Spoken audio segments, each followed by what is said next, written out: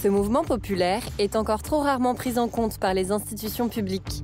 Pourtant, depuis le siècle dernier, le street art occupe une place majeure dans l'histoire de l'art. Aujourd'hui, le Musée des Beaux-Arts de Calais raconte à travers une expo inédite son histoire, des années 60 à nos jours. Conquête urbaine, c'est un titre qui nous paraissait assez judicieux parce que ça représente bien l'évolution de ce mouvement. Ça a été une conquête, ça a été différentes batailles qui ont été menées jusque-là et gagnées, souvent difficilement, mais qui ont été gagnées pour arriver, pour avoir enfin une forme de reconnaissance avec cette exposition dans un musée. Pour l'occasion, les artistes Alexson et Romain Froquet ont créé 2 fresques in situ.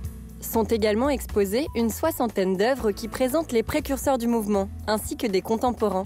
L'idée était quand même de trouver que des artistes qui sont des artistes clés dans l'histoire de ce mouvement.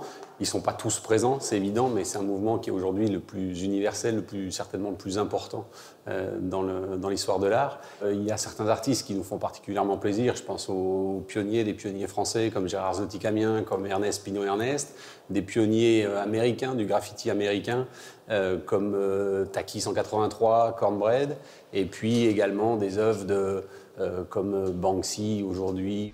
Mais attention, ces œuvres de paysage n'ont pas été apportées dans cet espace clos.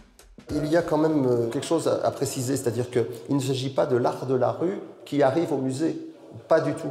L'art de la rue, il est toujours dans la rue. L'art de la rue, par définition, c'est la rue.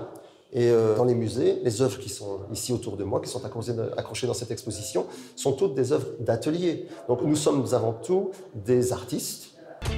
Pour découvrir les origines et l'évolution de l'art urbain, rendez-vous à Calais jusqu'au 3 novembre 2019.